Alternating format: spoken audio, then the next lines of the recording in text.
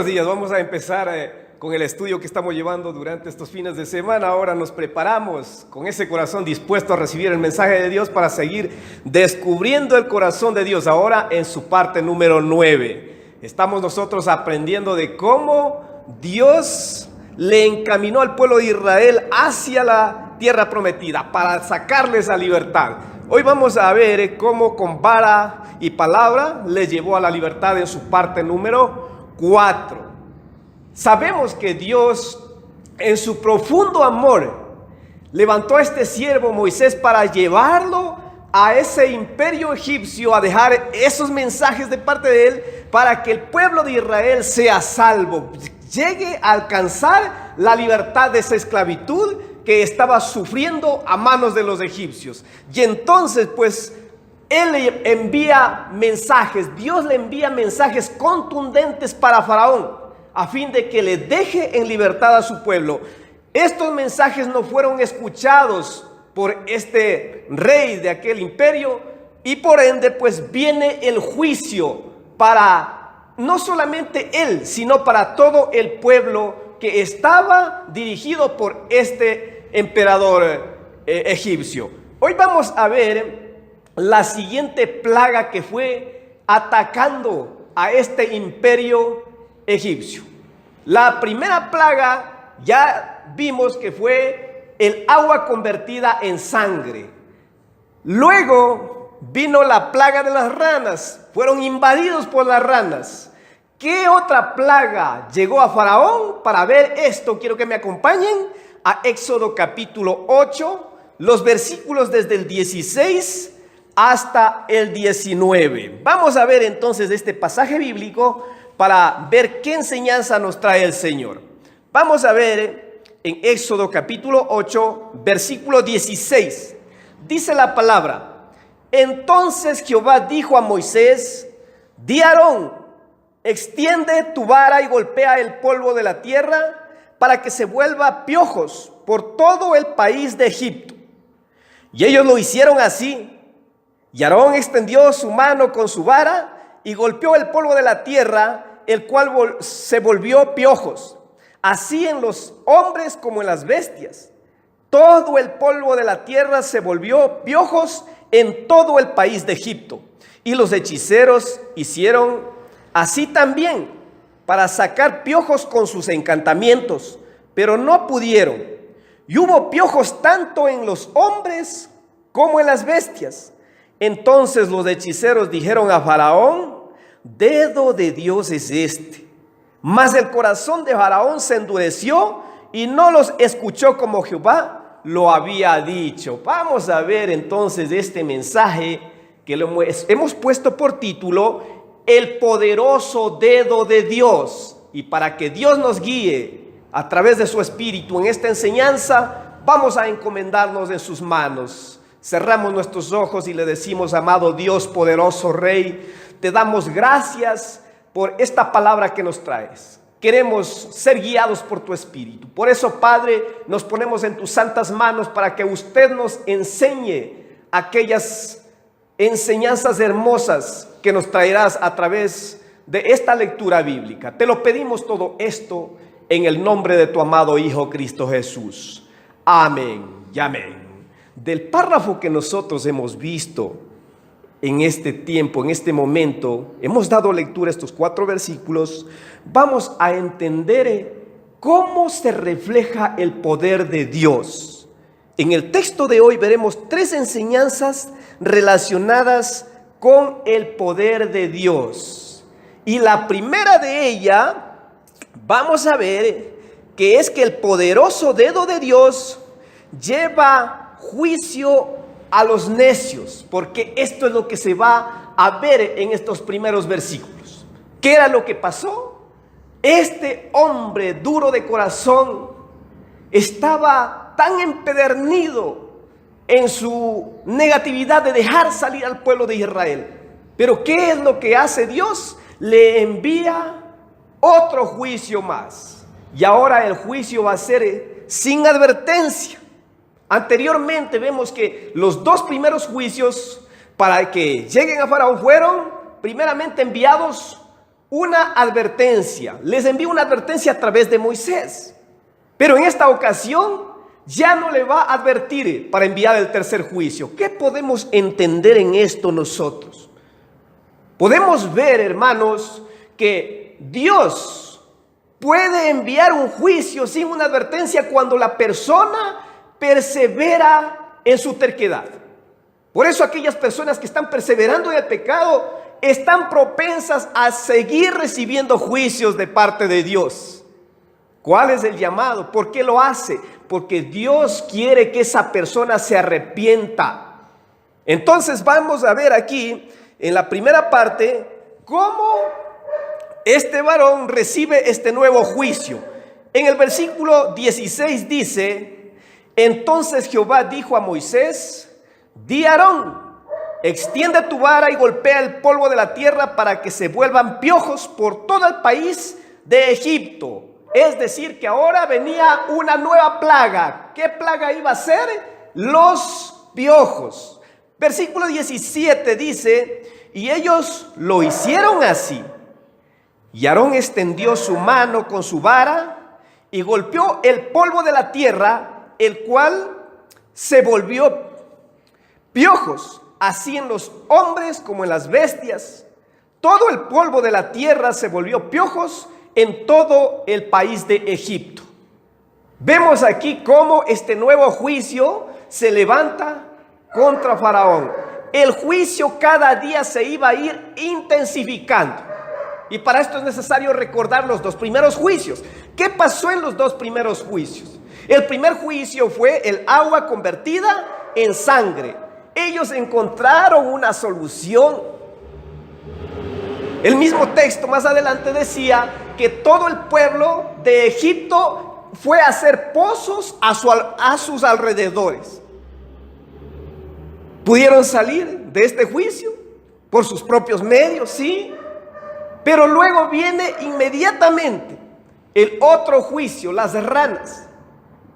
Estas ranas, aunque le causaron fastidio, tormento, no llegaron a afectar su cuerpo, su físico.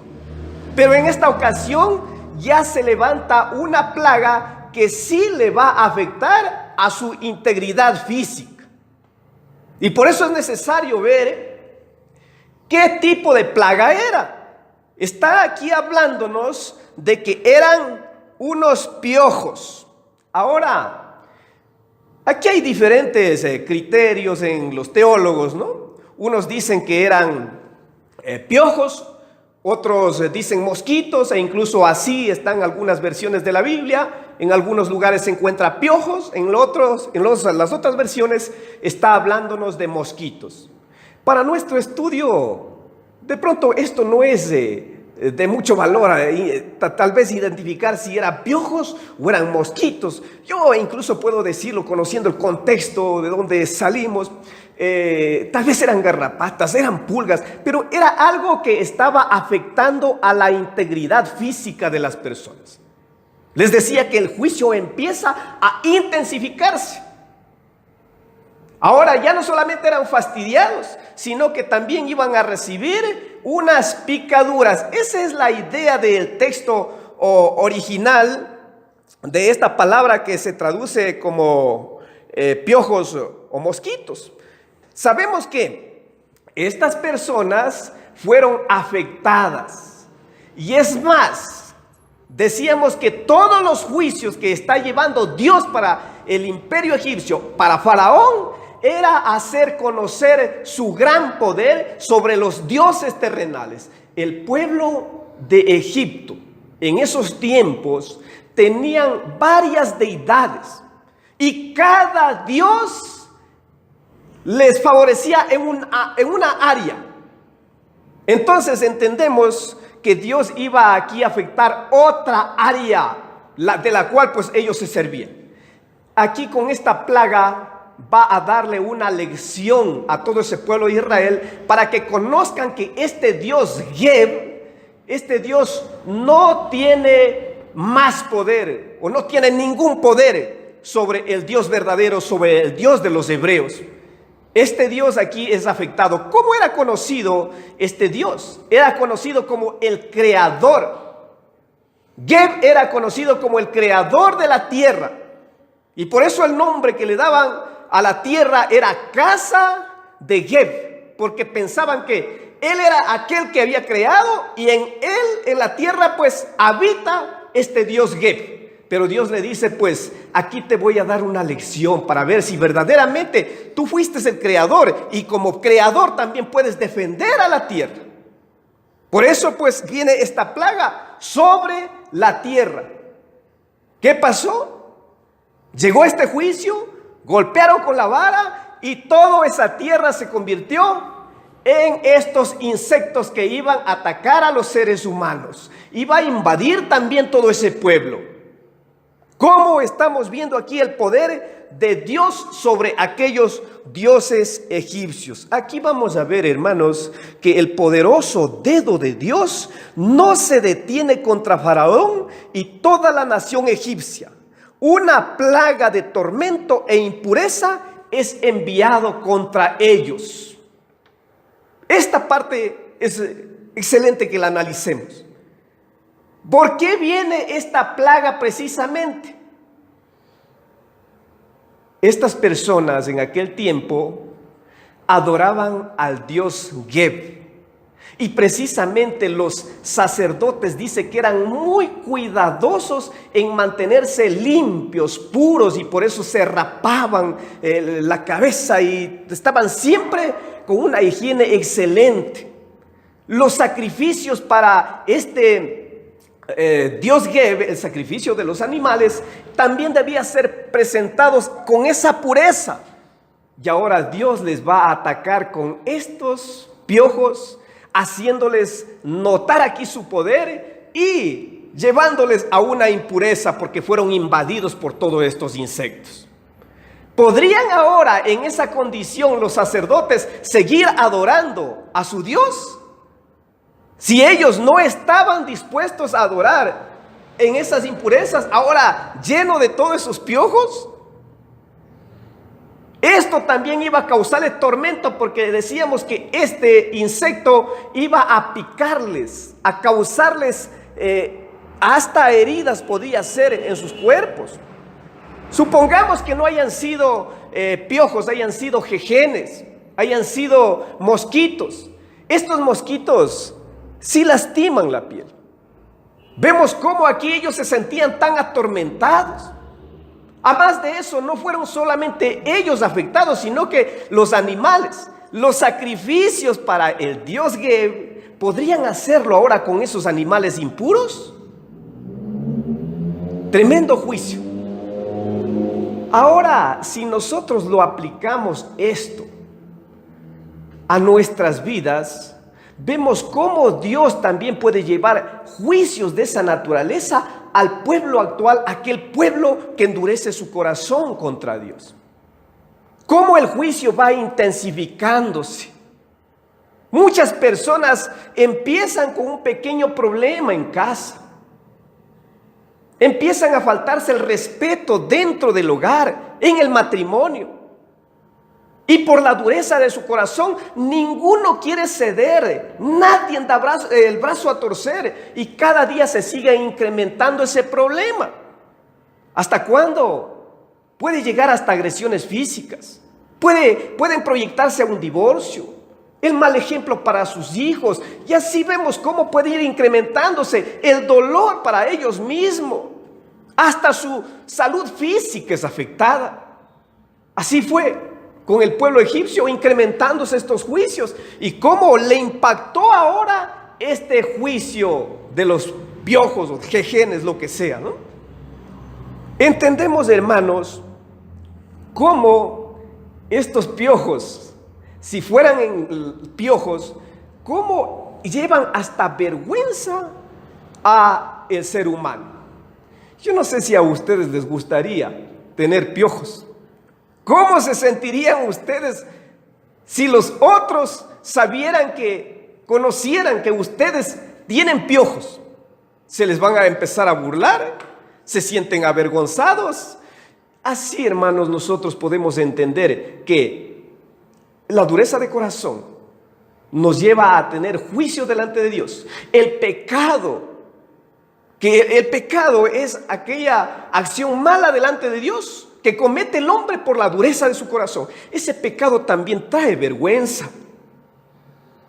Si nosotros lo tomamos como piojos físicos, el hombre podría tener esa vergüenza. Aplicándolo en el campo espiritual, es así como en muchas ocasiones el hombre es avergonzado por sus malas acciones, por la dureza de su corazón, por rebelarse contra Dios.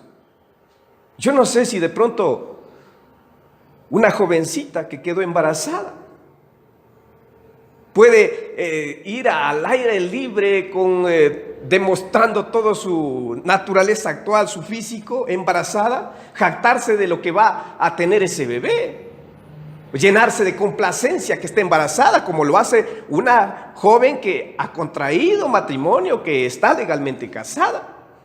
Esta persona se siente avergonzada y por eso hemos visto que estas jovencitas se toman una faja y se aprietan bien su abdomen, ¿no? Para que no se dé a notar el problema que están teniendo al momento. No sé si una persona que por estar actuando fuera de la voluntad de Dios ha caído en problemas del vicio del alcohol. Cierto día llegó a la cantina, se emborrachó en ese lugar, le robaron, le golpearon, está sucio y así pues al siguiente día sale a la calle a ver a sus amigos. Esta persona se va a sentir avergonzado por lo que le pasó.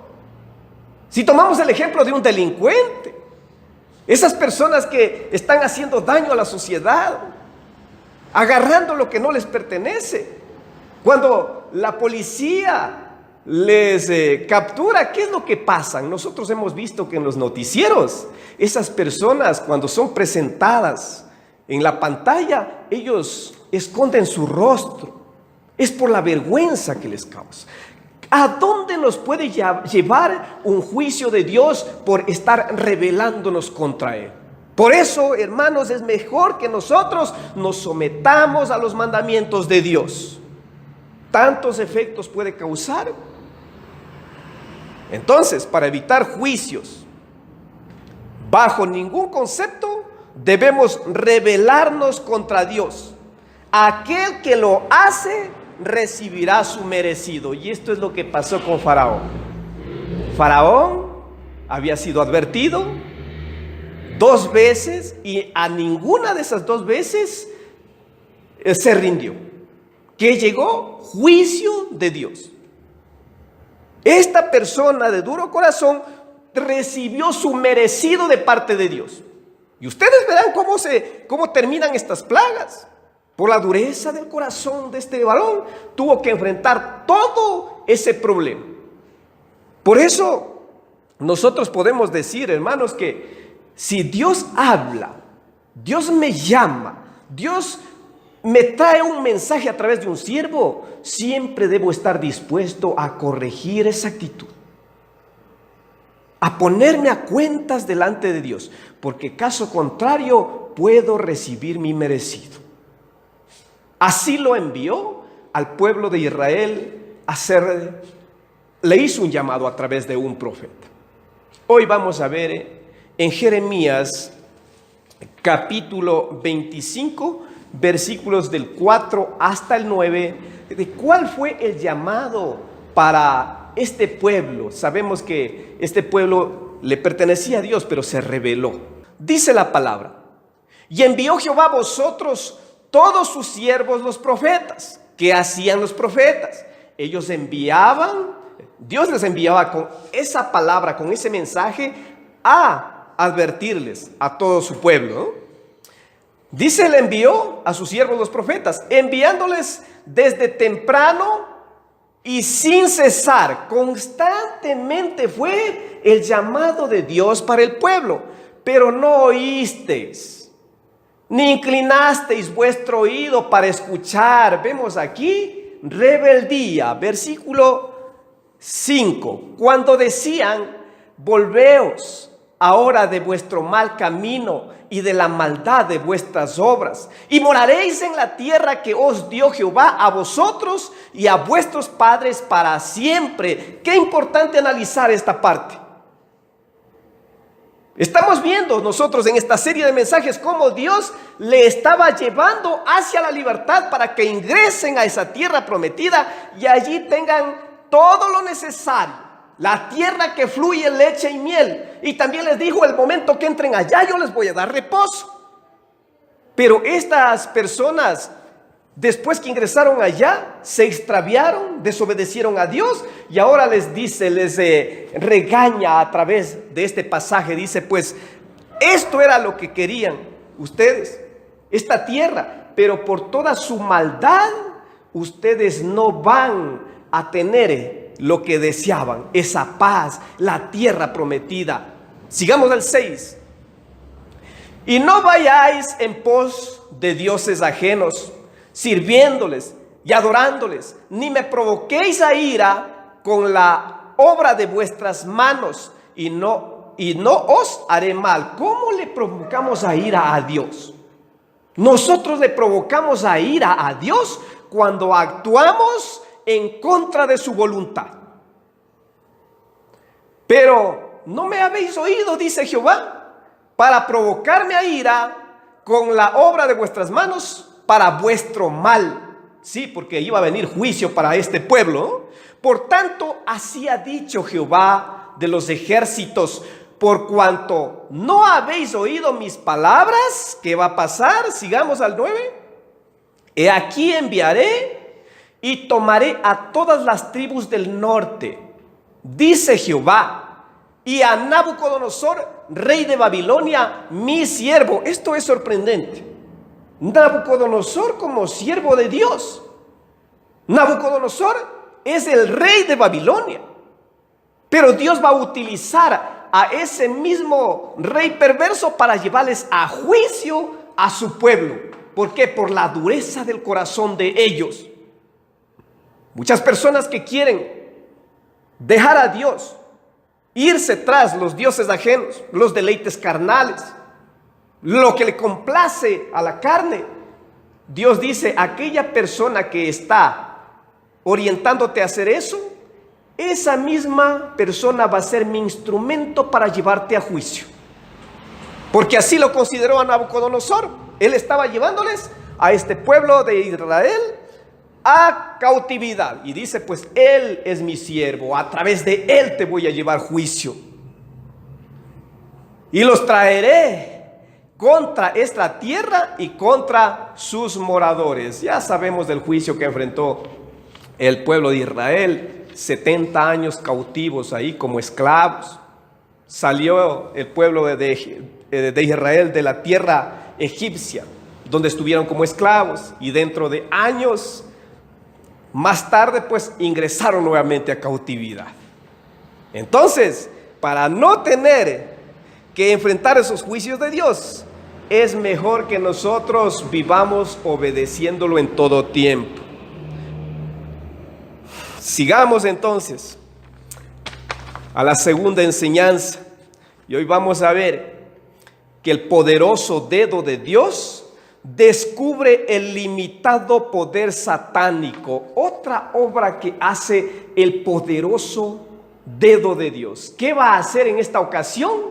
A descubrir que estos hechiceros no pudieron hacer lo que Dios hizo a través de sus siervos. El versículo siguiente vamos a ver en Éxodo capítulo 8, versículo 18.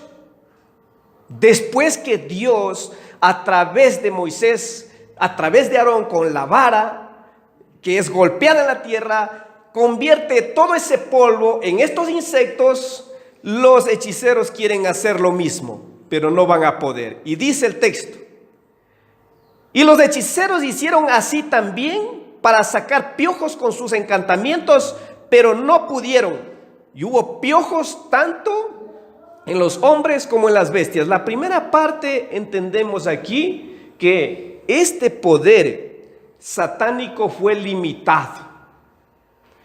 Anteriormente pudieron hacer de convertir más agua en sangre, pudieron hacer subir más ranas para todo ese pueblo, pero ahora ya no van a poder. Y por eso nosotros podemos entender, hermanos, que el poder de Satanás es limitado. Satanás tiene poder, pero su poder es limitado. Él puede hacer algo hasta donde Dios le permita.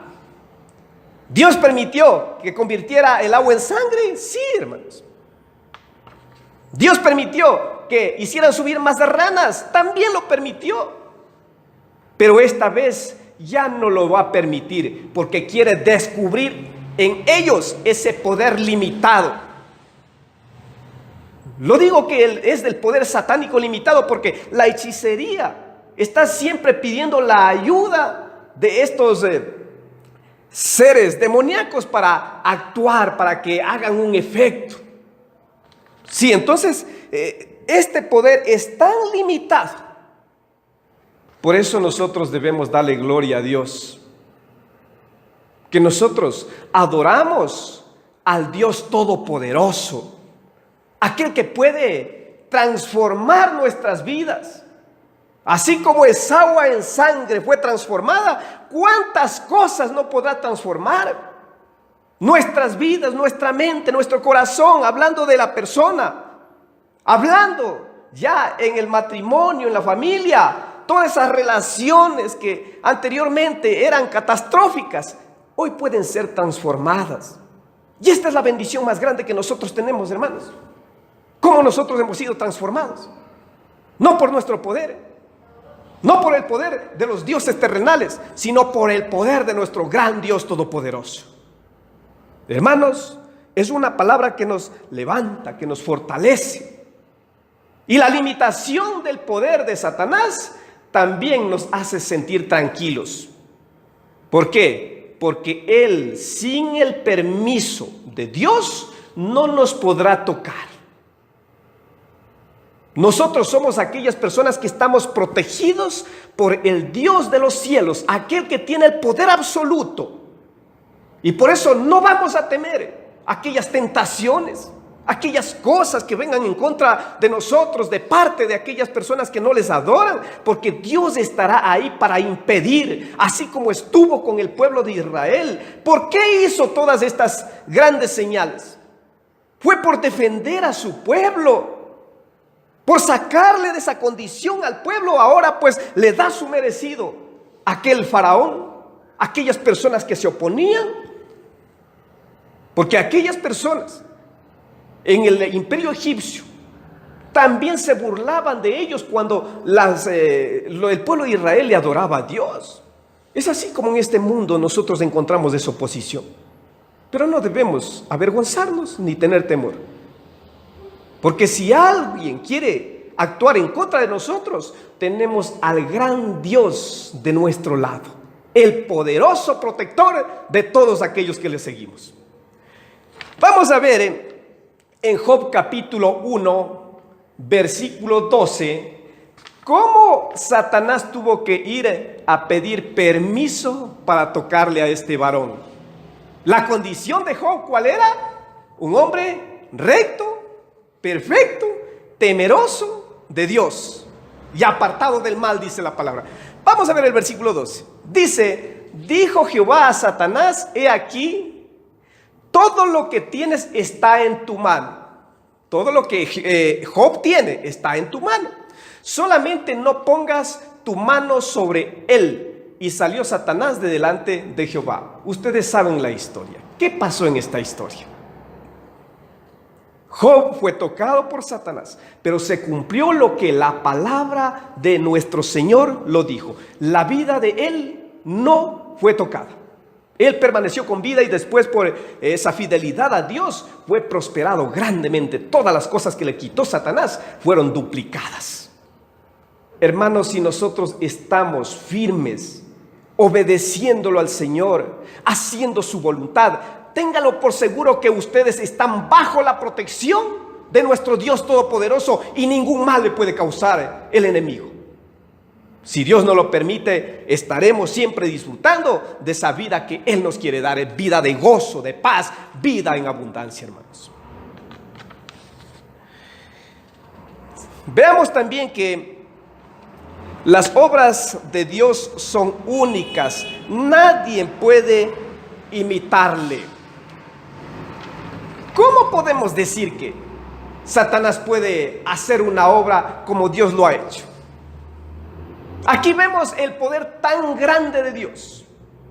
Cuando nosotros levantamos la mirada a los cielos, podemos contemplar toda esa hermosa creación, el sol, la luna, las estrellas. ¿Quién lo hizo eso? Nuestro Dios Todopoderoso.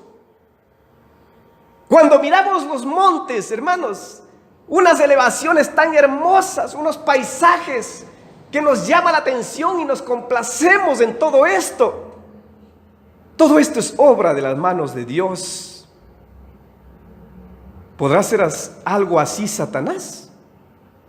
No lo pudo hacer, ni esta réplica de las plagas. No pudieron imitar lo que Dios hizo. Una vez más nos llena de alegría saber que tenemos un Dios todopoderoso.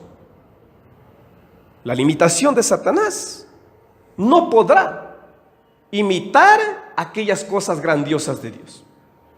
En nuestras vidas, ¿cómo nosotros vemos que Dios ha hecho grandes obras? Han llegado a la iglesia, a los brazos del Señor, personas que estaban totalmente destruidas. Problemas, hogares a punto del divorcio, otros hogares que ya se habían divorciado, pero ahora por la gracia, la misericordia y el poder de Dios han restaurado esa familia, ese matrimonio. Eso lo puede hacer solamente Dios. Dios está para hacer grandes cosas. El enemigo está aquí para destruir. Puede hacer cosas pequeñas, sí, de pronto para engañar. Esto debemos tener mucho cuidado. Muchas personas piensan que Satanás es aquel que le va a traer paz y buscan refugiarse en los brazos de las cosas que él domina para encontrar lo que ellos necesitan. Necesitan paz, necesitan fortaleza, provisión, y buscan las cosas que él está dirigiendo. Ejemplos: hay personas que están angustiadas, afligidas. ¿Qué es lo que pasa? Ellos se van a una discoteca, encuentran ahí una persona, disfrutan momentáneamente y como que la paz llegó ese momento a su corazón. Pero ¿qué va a pasar el día de mañana? Y es más, en ese momento ellos consumen alcohol, llegan a un estado de embriaguez total y después, al siguiente día, tienen un decaimiento tan grave, aflicción. Vemos cómo Satanás puede aplacar en poco lo que el hombre necesita, pero Dios hace las cosas perfectas, correctas y grandes obras. Por eso nosotros podemos estar confiados que en Él tenemos esa esperanza de salir de aquellos momentos difíciles. ¿Cuáles son los problemas que estás pasando? ¿Tenemos problemas en la familia? ¿Tenemos problemas económicos? ¿Hay problemas de salud? Todas aquellas situaciones difíciles, entrégalas al Señor. Él puede hacer grandes cosas en tu vida. Puede darte esa paz que tanto necesitas. Puede restaurar ese matrimonio para que tengas paz y felicidad con todos tus hijos, con todos aquellos que te rodean. Nunca rechacemos a nuestro Dios. Nunca rechacemos las enseñanzas del Señor por irnos tras las cosas que nos presenta Satanás, porque en él vamos a encontrar más bien destrucción. Jesús lo dijo así: el ladrón no viene sino para matar, hurtar y destruir. Yo he venido para que tengan vida y para que la tengan en abundancia. Ese tipo de vida quieren tener. Busca los brazos del Señor.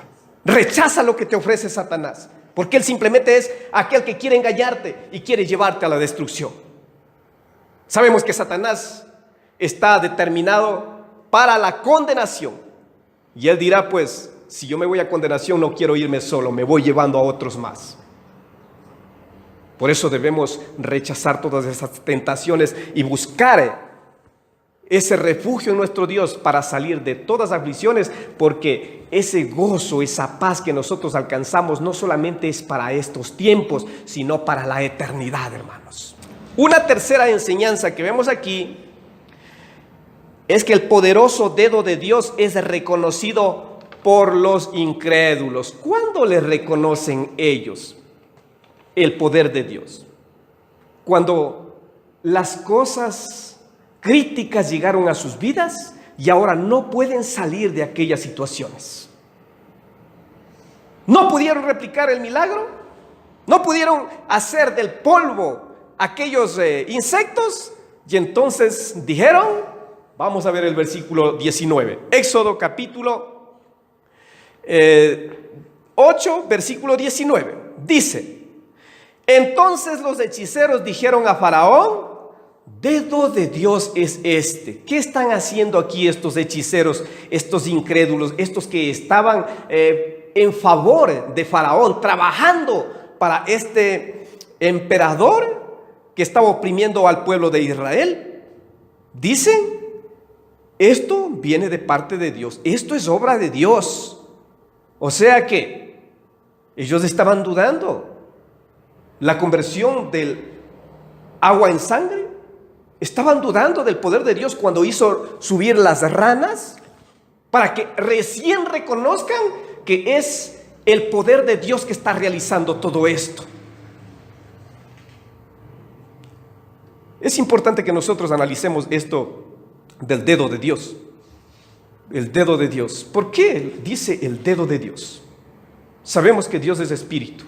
Y aquí para muchas personas que no entienden la palabra aún, será una confusión, ¿no? ¿Cómo pues si Dios es espíritu?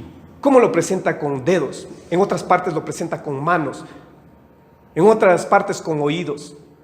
También hay versículos que dicen la diestra poderosa de Dios, la mano de Dios. Explicamos esto. Esto es una figura literaria que se llama un antropomorfismo. ¿Con qué finalidad? ¿O qué significa? Primeramente, ¿qué significa un antropomorfismo? Es darle características humanas a nuestro Dios. ¿Con qué finalidad? La finalidad es de que conozcamos cómo realiza las cosas Él. Porque para que una persona pueda entender, es más práctico llevarlo a conocer cómo alguien hace una obra. Ahora también vamos a ver que el dedo de Dios es parte, el dedo, simplemente, el dedo es parte de una mano. Y aquí está citando el dedo de Dios. Me llenaba de asombro al escudriñar esta parte. ¿Por qué dice el dedo de Dios?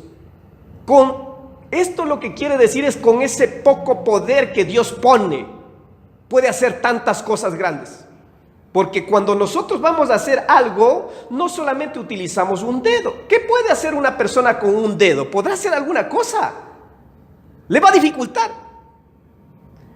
Pero con una mano puede hacer varias actividades.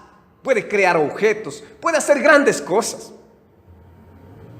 Aquí nos está diciendo el dedo de Dios, nos presenta así este antropomorfismo para que ustedes entiendan que el poder de Dios es tan grande. Si un solo dedo de Dios lo toca a este perverso faraón, ¿cuánto lo hizo sufrir a todo ese pueblo, no solamente a él? ¿Cómo será un juicio si le cae toda la mano? Porque la Biblia habla también de la diestra poderosa de Dios. Hermanos, esto nos alienta a nosotros. Nos da esperanza de que tenemos a un Dios todopoderoso. En esta ocasión está defendiendo a su pueblo solamente poniendo un dedo contra ellos. ¿Qué pasaría si le hubiera puesto toda la mano? Hubiera desaparecido todo ese imperio egipcio. De la misma forma, hermanos, nosotros hoy tenemos al mismo Dios que estará poniendo esta barrera protectora para que aquellos que quieren hacernos daño no nos afecten nuestra integridad, hermanos. Si solamente con un dedo puede hacer grandes cosas, ¿cuánto puede hacer cuando dice: no temas, yo te voy a defender, la diestra de mi justicia va a estar contigo? Hermanos, siempre tengamos esa esperanza.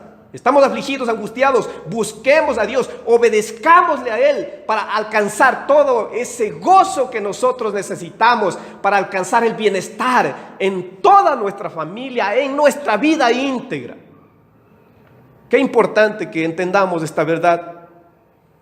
El dedo poderoso de Dios, haciéndole reconocer su gran poder a todos aquellos incrédulos. Sabemos que tenemos el Dios poderoso, hermanos. Tenemos de nuestra parte y por eso no temamos una vez más. En Romanos capítulo 8, versículo 31 dice: si Dios es por nosotros, ¿quién contra nosotros? Qué hermoso esto, ¿no? ¿Cuántos de ustedes tienen a Cristo en sus vidas? ¿Cuántos de ustedes están con el Señor siempre? Hermanos, si Dios está con ustedes, no hay nadie que pueda llevarles a tener esa aflicción. Sus vidas estarán protegidas. Veamos aquí que en el mundo no existe otro ser más poderoso que nuestro Dios. ¿Habrá poderosos en el mundo? En muchas ocasiones no solamente lo vemos al poderoso Satanás, sino también a personas arrogantes, personas que están dirigiendo una nación, que se vuelven tan poderosas y quieren oprimir al pueblo.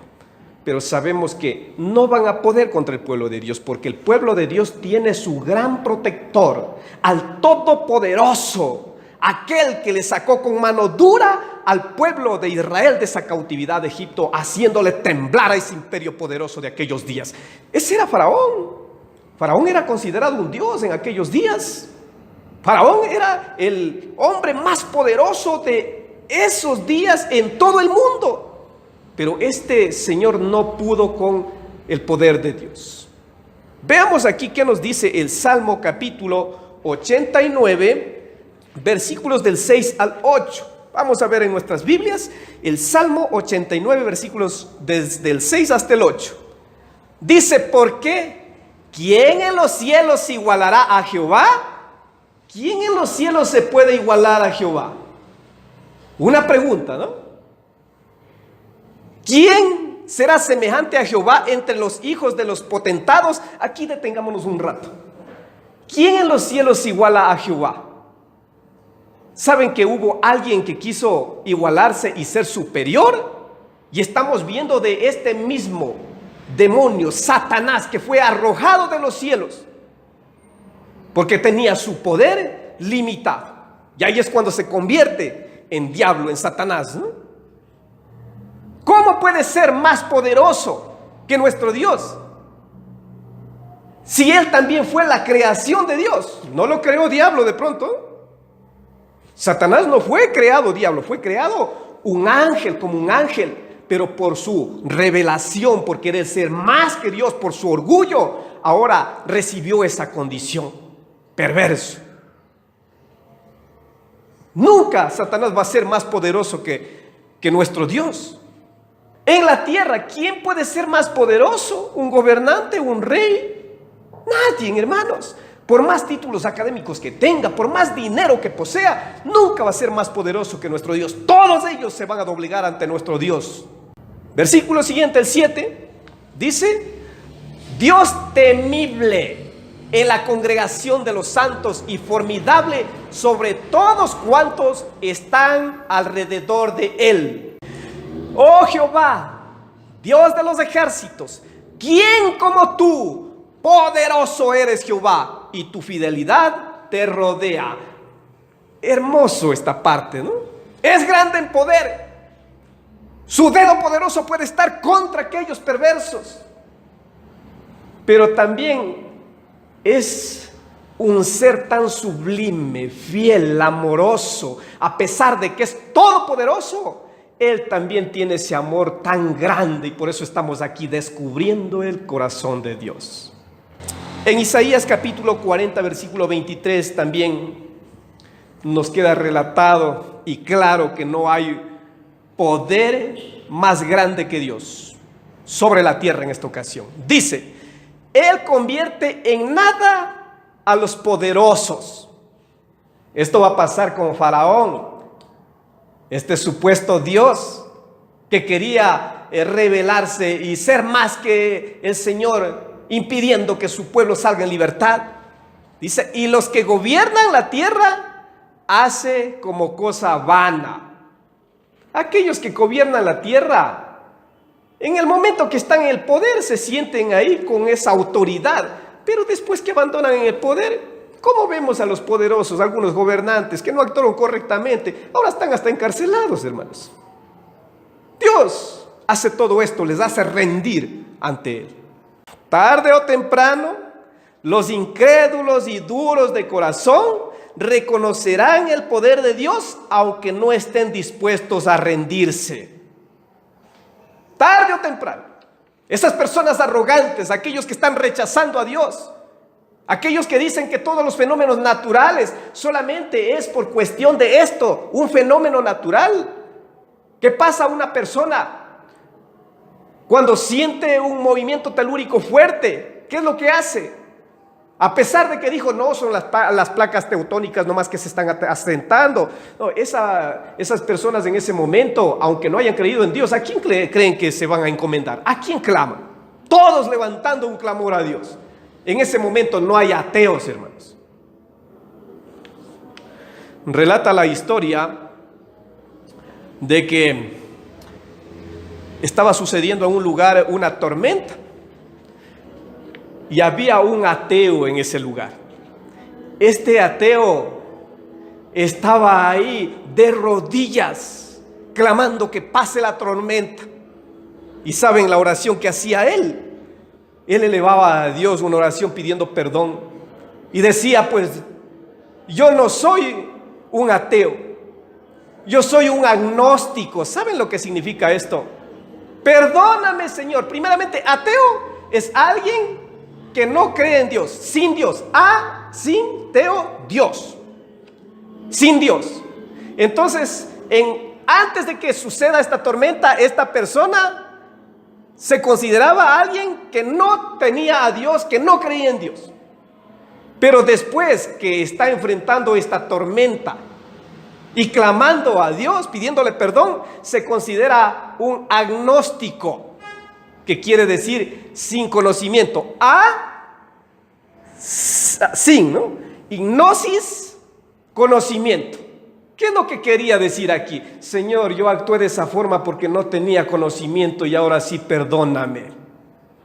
Es así como muchas personas se rinden ante los problemas. Ya cuando no tienen solución, los problemas están afectándole cada día más. Ahí es cuando ellos doblan sus rodillas. Hemos tenido algunos casos de estas situaciones. El poderoso dedo de Dios, entonces, puede enviar juicio a todo un pueblo. Y ahora, si en ese pueblo también viven los hijos de Dios, ¿qué pasa? ¿Qué pasa con los suyos? Esa es la pregunta que queda planteada para la próxima semana. ¿Quieren saber esto? ¿Qué va a pasar con los hijos de Dios cuando venga un juicio a todo ese pueblo? Lo veremos la próxima semana. Lo esperamos en este lugar.